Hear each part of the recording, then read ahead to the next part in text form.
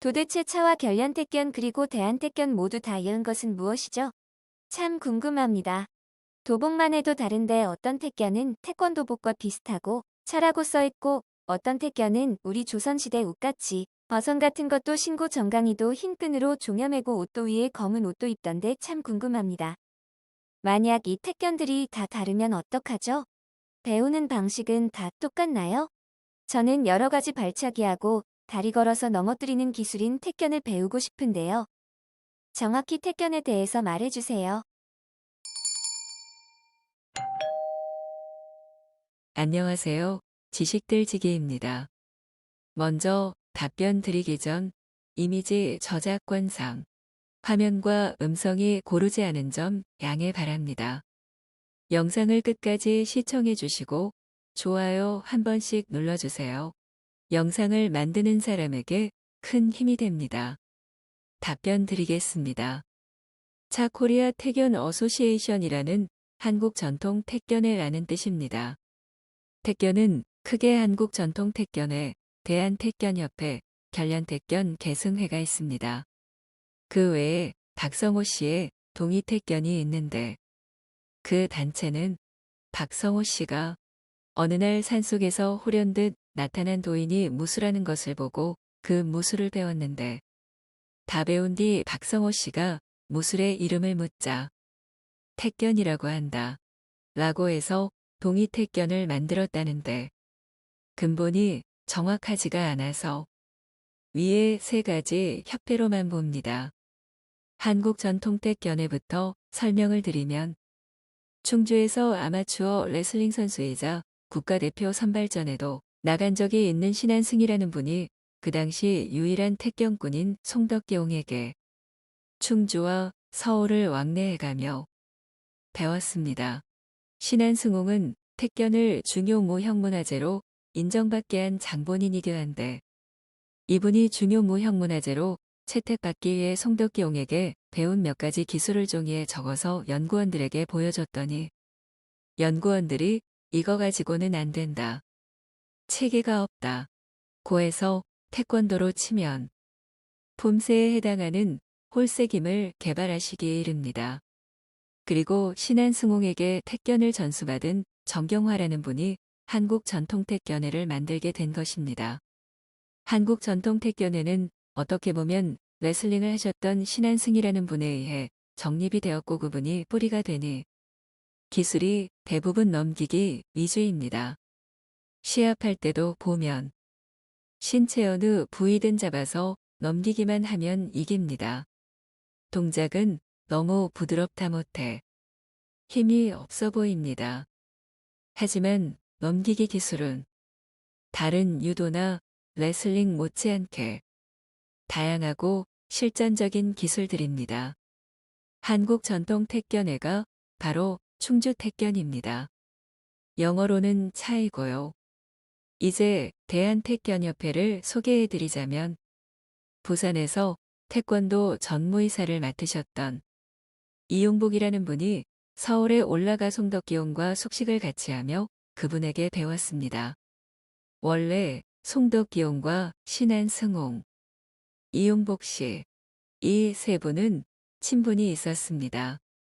헌데 송덕기옹께서 신한승옹이 중요무 형문화재로 인정받은 택견을 보시고는 이건 택견이 아니야 라고 말씀을 하셔서 사이가 벌어지게 됩니다. 그것이 이대째 대물림되어 한국전통택견회 정경화 씨와 대한택견협회 회장인 이용복 씨의 사이가 안 좋습니다. 하지만 이용복 씨도 송덕기 옹이 하시는 택견을 보니 어떠한 체계가 없는 것입니다. 그래서 신한승 옹이 개발하신 홀새김이라는 것을 택견 수련 과정에 넣게 되고 태권도를 배워서 발차기를 잘하던 이용복 씨는 발차기 위주의 거리 기술이 잘 조합된 택견을 만들게 됩니다. 이것이 대한택견협회입니다.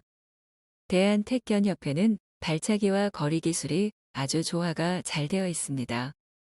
발차기를 하려고 하다가 잡아서 넘기고 넘기려고 다가갔다가 밀치면서 발을 찹니다. 동작에도 힘이 들어가 있습니다.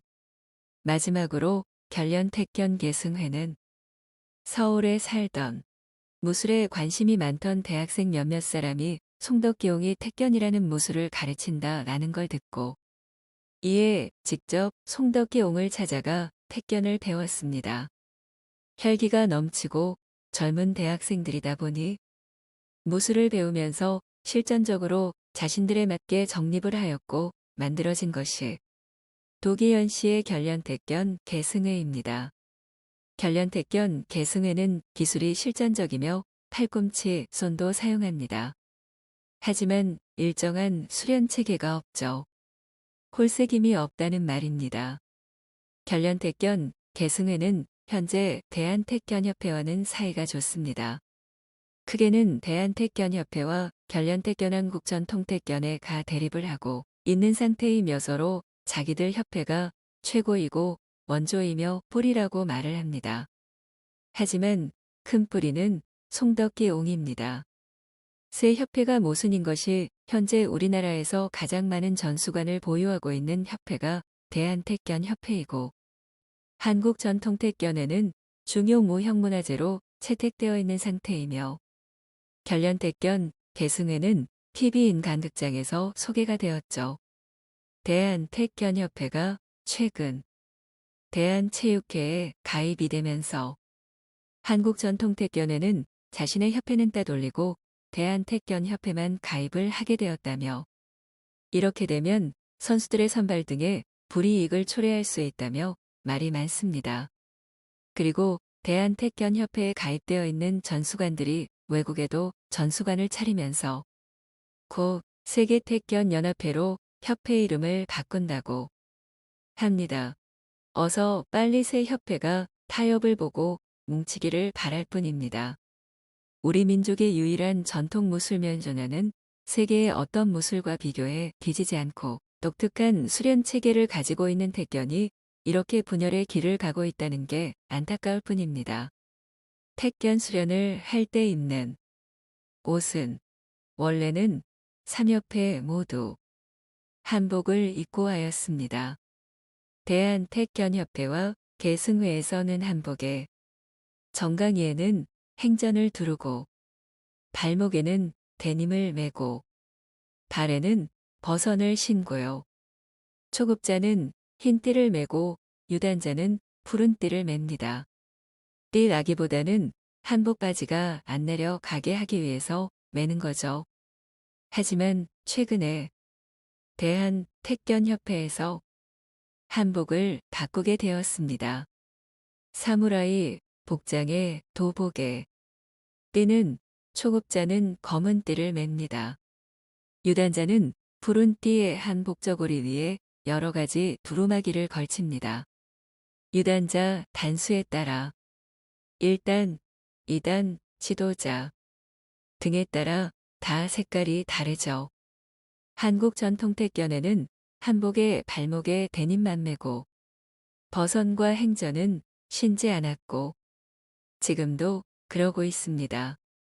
PS 실수로 적다가 백스페이스를 눌러서 3번이나 이 긴 문장을 적고 또 적고 했습니다. 베스트 답변으로 부탁드립니다. 그리고 택견의 뿌리 체계를 요약해서 보여드리면 송덕기옹 도기현, 이용복, 신한승 정경화 이렇게 됩니다.